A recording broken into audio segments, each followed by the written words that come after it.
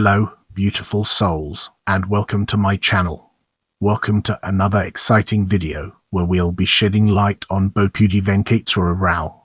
Bodepudi Venkateswara Rao, born April 2, 1922, was an Indian political leader, a member of the Legislative Assembly continuously for 3 terms, serving the Communist Party of India. Marxist. Venkateswara Rao was previously a social reformer from the state of Telangana, erstwhile part of Andhra Pradesh.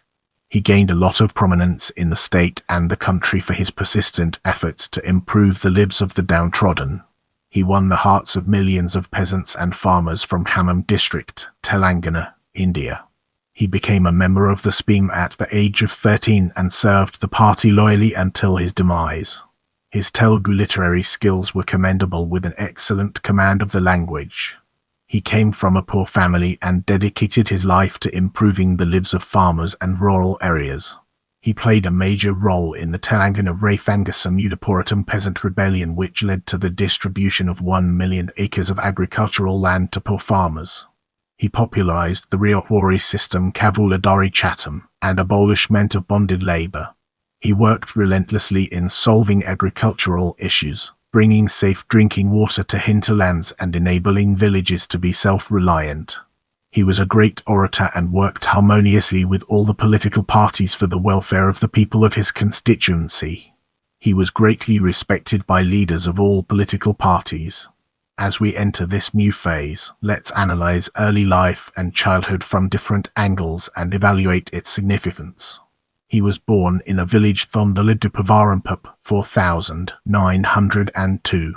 He was born to Sitha Bodepudi, a farmer and suburb of Bodepudi. He lost his father at a young age. His mother could not pay to maintain the 6 acres of farming land they had, as she could not afford to pay the taxes.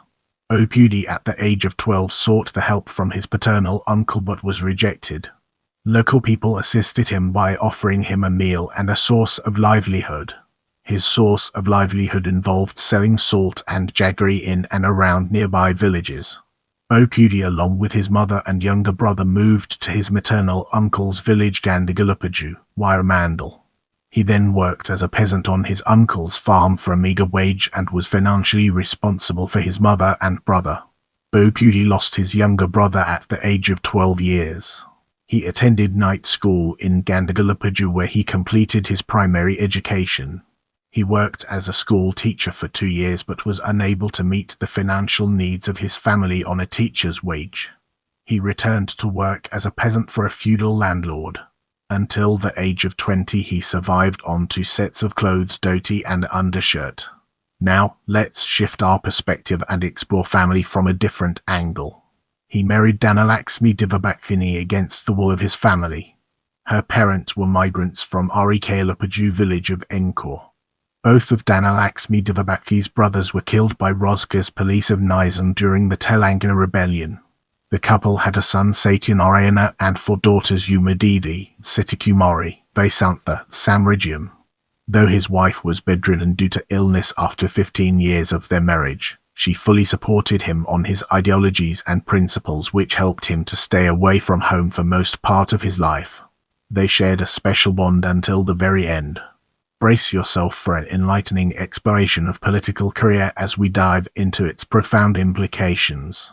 In 1939, Bodepudi was inspired by the then leaders Bodepudi Venkateswara Rao and Pattabandla Satyanarayana, and was greatly attracted to the principles of Communist Party of India (CPI). Though he was a peasant, he was motivated by the movement of Andhra Mahasabha and worked for the party during the nights. He acted as a courier carrying messages between Seshagiri Rao and other leaders in exile. In 1942, he joined Andhra Mahasabha at an official capacity and contributed to its success. In 1944, he contributed to the major success of the meeting held by Ravi Narayana Reddy, the founding member of Communist Party of India (CPI). Bodepudi was the first person to hoist the Indian national flag in his village Gandhigalapaju before independence was declared. In 1945, he became a member of Madura Taluka Communist Party of India (SP) and went into exile as the then government of India had banned the party. He then actively participated in Baswamidhyatika Udingman Telangana Rebellion and peasant revolts. On 15 August 1947, an arrest warrant was issued against Bodepudi Venkateswara Rao. He went into exile and lived in the village Nemali, Krishna district. Here he met the great leader Pachalapalli Sundaraya and was inspired by him. Later Bodepudi became the official political organizer for Madura Mandal. During 1949, he marched with 20 farmers from his village and led hundreds of farmers who joined him on the way to Vijayawada for Akhila Bharata Kisan Sabha. All India Kisan Sabha. This was mentioned as the biggest successful farmers' march across India. In 1952, during general elections, he worked relentlessly with Chiravari Lakshmi Narasaya Kesavara to nurture the Communist Party of India CPI and made it very strong. He was elected as the member of Varasimavaram Panchayat. From 1952 to 1955, he worked as an active member of Madura Communist Party of India CPI. In 1958, Bodepudi was elected as the district party member and later grew to state level and also was a key activist of Ryotwari Sangam. In 1964, Communist Party of India split into two as CPI and Communist Party of India Marxist SPEAM. He chose SPEAM and joined it as a district-level party member. On 29 December 1964, Bodepudi was arrested by the government of India accusing him as a secret agent of China. He was imprisoned in Rajahmundry jail, was later moved to Chantalguda jail in Hyderabad and was released in March 1969. In 1974 he was arrested in the railway strike and imprisoned for 45 days in Warangal Central Jail and Mushirabad Prison. Bodepudi Venkateswara Rao was arrested by the Government of India on 26 June 1975 during the emergency period and was held at Warangal Central Jail until 1977. During this time he learnt to read, speak and write English. In 1992, Bodepudi was elected as the president of Rashtra Raithanga Samyudha in Madura, and in 1995, he was elected as the president of Rashtra Raithanga Samyudha in Bhimavaram. Now, we shift our focus to legislature career, a topic that deserves our attention. Bodepudi contested but lost in the elections conducted in 1972, 1977, 1983 from Madura constituency as the member of Legislative Assembly. Bodepudi contested from Madura constituency as the member of Legislative Assembly and won against Seelam Sidreddy continuously in the Legislative Assembly elections of the year 1985, 1989, 1994 AP Elections Commissions. Bodepudi represented led Communist Party of India Marxist Party in the Legislative Assembly of Andhra Pradesh from 1989 to 1997. Bodepudi was the SPEAM State Committee member in the State Assembly and President of Ryotwari Sangam State Committee from 1977 to 1990. Bodepudi served as SPEAM State Representative Kavula Sabhudu from 1985 to 1989. Now, we shift our focus to social reformer, a topic that deserves our attention. He led the revolution against the Rozakars and feudal landlords and saw that 1938 acres of fertile land was distributed to the farmers of 24 villages in Andhra Pradesh. Fought against excess tax levied on the Nizam farming lands and got it relaxed. He worked hard for the villagers of Madura Taluka to obtain land sanctions for 1,100 families. He worked hard for the villagers of Madura Taluka to obtain sanction of land for 1,100 families. From 1965 to he led the Marxist Party movement and got the attention of the higher officials to get 23 acres of lands allotted to the backward caste villagers of Vithanavada village. He worked with Bodepudi Venkateswara Rao and fought against bureaucracy at all levels of the government to stop the distribution of land to peasants and farmers. Many peasants and farmers of Madura Taluka were inspired by Bodepudi's leadership and looked up to him for the solutions to their problems. Bodepudi was always there for the farmers to understand their problems. He used to walk hundreds of miles with them on the fields to personally understand the depth of issues and discuss various options to resolve them.